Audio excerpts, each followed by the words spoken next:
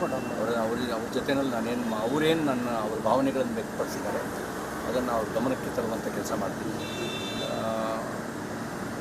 ಅವ್ರನ್ನು ವಿಶ್ವಾಸಕ್ಕೆ ತಗೊಳ್ಳೋಕ್ಕೆ ಏನು ಪ್ರಯತ್ನ ಮಾಡಬೇಕು ಎಲ್ಲ ಪ್ರಯತ್ನ ಮಾಡ್ತೀವಿ. ಸರ್, ಡಿ ವಿ ಸದಾನಂದ ಗೌಡರು ಕೂಡ ಎಲ್ಲ ಒಂದು ಕಡೆ ಟಿಕೆಟ್ ಸದಾನಂದ ಗೌಡರು ಇದ್ದಾರೆ, ಅವ್ರ ಹತ್ರ ಕೇಳಿ. ನಾನೀಗ ನಮಗೇನು ಅಂತಂದರೆ ನಾನು ಮುಂಚಿನದಲ್ಲೇ ಹೇಳಿದಂತೆ ಸಿದ್ಧಾಂತಕ್ಕಾಗಿ ಭಾರತೀಯ ಜನತಾ ಪಾರ್ಟಿ ನಾವು ಆರಿಸ್ಕೊಂಡವರು.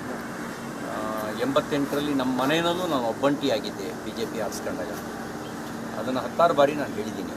ಹಾಗಾಗಿ ಅಂಥ ಎಲ್ಲ ಸಂದರ್ಭಗಳಲ್ಲೂ ನಾವು ಅವತ್ತು ನಮಗೆ ಅಧಿಕಾರ ಮರೀಚಿಕೆ ಆಗಿತ್ತು. ಅಂದರೆ ಒಂದು ಪಂಚಾಯತಿನೂ ಗೆಲ್ಲುವಷ್ಟು ಸಾಮರ್ಥ್ಯ ನಮ್ಗೆ ಇಲ್ಲದೇ ಇದ್ದ ಕಾಲದಲ್ಲಿ ನಾವು ಬಿ ಜೆ ಪಿ ಅಂತ ಆರಿಸ್ಕೊಂಡ್ರು ಸಿದ್ಧಾಂತಕ್ಕಾಗಿ. ಇವತ್ತು ದೇಶದಲ್ಲಿ ಒಳ್ಳೆ ಕೆಲಸವನ್ನು ಭಾರತೀಯ ಜನತಾ ಪಾರ್ಟಿ ನರೇಂದ್ರ ಮೋದಿಜಿಯವರ ನೇತೃತ್ವದಲ್ಲಿ ಮಾಡ್ತಾಯಿದ್ದಾರೆ. ವಿಶ್ವದಲ್ಲೇ ಬಿ ಜೆ ಪಿ ಗೌರವ ಸಿಗ್ತಾ ಇದೆ. ಅಂಥ ಸಂದರ್ಭದಲ್ಲಿ 2019ರಲ್ಲಿ ಕರ್ನಾಟಕದಿಂದ 25+1 26 ಸ್ಥಾನವನ್ನು ಗೆದ್ದಿದೆ. ಈಗ 28ಕ್ಕೆ 28 ಲೋಕಸಭಾ ಸ್ಥಾನವನ್ನು ಗೆಲ್ಲಬೇಕು, ಮೋದಿಯವರು ಪ್ರಧಾನಿಯಾಗಬೇಕು ಅನ್ನೋದು ನಮ್ಮ ಅಪೇಕ್ಷೆ ಇದೆ.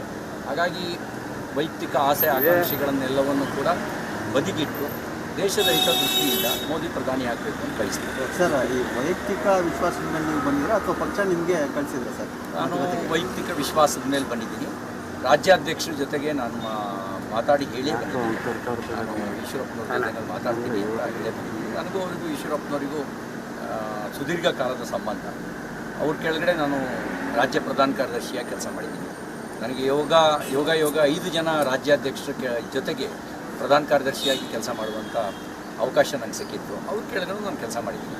ಹಾಗಾಗಿ ಆ ಎಲ್ಲ ಸಂಬಂಧಗಳ ಆಧಾರದಲ್ಲಿ ಸಂಬಂಧಗಳನ್ನು ಇಟ್ಕೊಂಡೇನೆ, ಪಕ್ಷದ ಹಿತವನ್ನು ಗಮನದಲ್ಲಿ ಇಟ್ಕೊಂಡೇನೆ ಬಂದಿದ್ದೀನಿ. ಭಾಳ ನಿರೀಕ್ಷೆ ಇಟ್ಕೊಂಡಿದ್ರು ಲೋಕಸಭೆ ಟಿಕೆಟ್ ನಮ್ಮ ಮಗನಿಗೆ ಸಿಗುತ್ತೆ. ನಾನು ಆ ವಿಷಯಗಳನ್ನು ಈಗ ವಿಶ್ಲೇಷಣೆ ಮಾಡೋಕ್ಕೆ ನಾನು ಬಯಸೋದಿಲ್ಲ. ಒಮ್ಮೆ ಸಮಯ ಸರಿದು ಹೋದ ಮೇಲೆ ನಾವು ಮುಂದಿನ ಯೋಚನೆ ಮಾಡಬೇಕು. ಹಾಗಾಗಿ ನಾನು ಅದನ್ನು ಯೋಚನೆ ಮಾಡೋಕ್ಕಾಗಲ್ಲ. ನಮ್ಮ ಮುಂದಿನ ಗುರಿ 28ಕ್ಕೆ 28 ಲೋಕಸಭಾ ಕ್ಷೇತ್ರವನ್ನು ಭಾರತೀಯ ಜನತಾ ಪಾರ್ಟಿ ಗೆಲ್ಲಿಸೋದಕ್ಕೆ ನಮ್ಮದೇನಾದ್ರು ಅಳಿಲು ಸೇವೆ ಅವಶ್ಯಕತೆ ಇದೆ, ಅಳಿಲು ಸೇವೆ ಮಾಡೋದು. Thank you sir.